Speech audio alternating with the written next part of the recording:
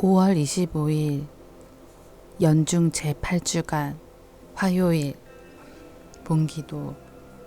주님, 이 세상을 정의와 평화로 이끌어 주시고 교회가 자유로이 주님을 섬길 수 있게 하소서. 성부와 성령과 말씀의 초대. 집회서의 저자는 율법을 지키고 계명에 충실한 것이 곧 구원의 제사를 바치는 것이라고 한다. 예수님께서는 당신 때문에 모든 것을 버린 사람은 현세에서 복을 받고 내세에서는 영원한 생명을 받을 것이라고 하신다. 제1독서. 계명에 충실한 것이 구원의 제사를 바치는 것이다. 집회서의 말씀입니다. 율법을 지키는 것이 제물을 많이 바치는 것이고 계명에 충실한 것이 구원의 제사를 바치는 것이다. 은혜를 갚는 것이 고운 곡식 제물을 바치는 것이고 자선을 베푸는 것이 찬미의 제사를 바치는 것이다.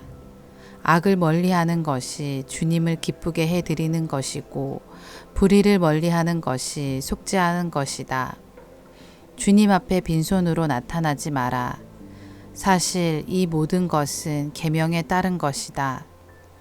의로운 이의 제물은 제단을 기름지게 하고 그 향기가 지극히 높으신 분께 올라간다. 의로운 사람의 제사는 받아들여지고 그 기억은 잊히지 않으리라. 기꺼운 마음으로 주님께 영광을 드리고 내 손에 첫 열매를 바치는 데에 인색하지 마라. 제물을 바칠 때는 언제나 즐거운 얼굴을 하고 11조를 기쁘게 봉헌하여라. 지극히 높으신 분께서 내게 주신 대로 바치고 기꺼운 마음으로 능력껏 바쳐라. 주님께서는 갚아주시는 분이시기에 7배로 너에게 갚아주시리라. 그분에게 뇌물을 바치지 마라. 받아주지 않으신다. 불의한 제사에 기대를 갖지 마라. 주님께서는 심판자이시고 차별 대우를 하지 않으신다. 주님의 말씀입니다. 하느님 감사합니다. 복음.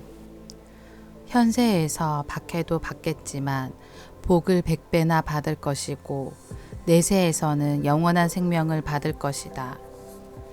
마르코가 전한 거룩한 복음입니다. 그때 베드로가 나서서 예수님께 말하였다.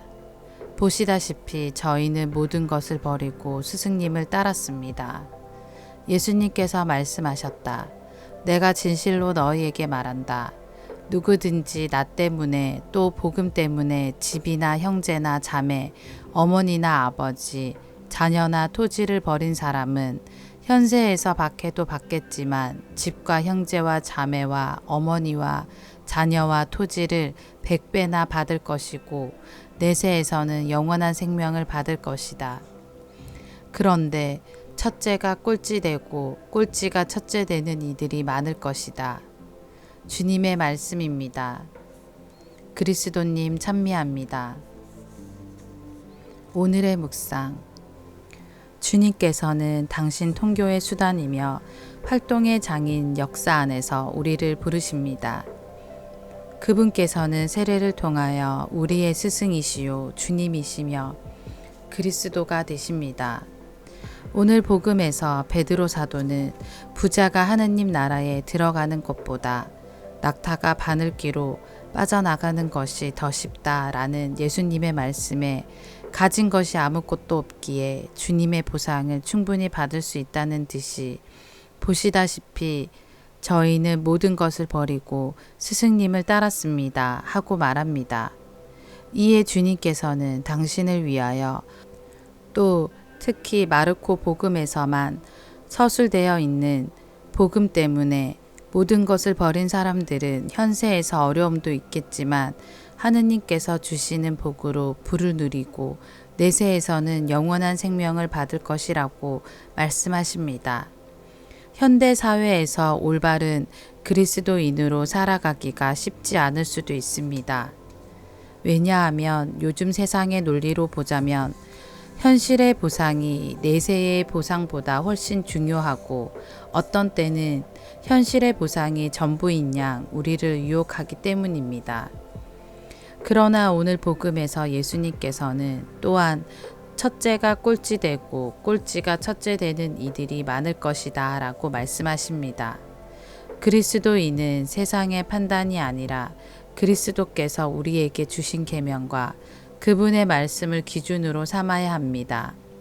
그럴 때 우리는 진정한 첫째가 될 수 있고 초세기 그리스도인들이 보여준 것처럼 그리스도를 따르는 삶을 살 수 있습니다.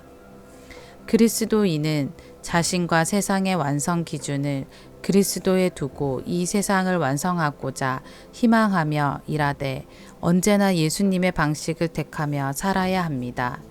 이렇게 할 때 우리는 주님께 모든 것을 받을 수 있을 것입니다. 아멘.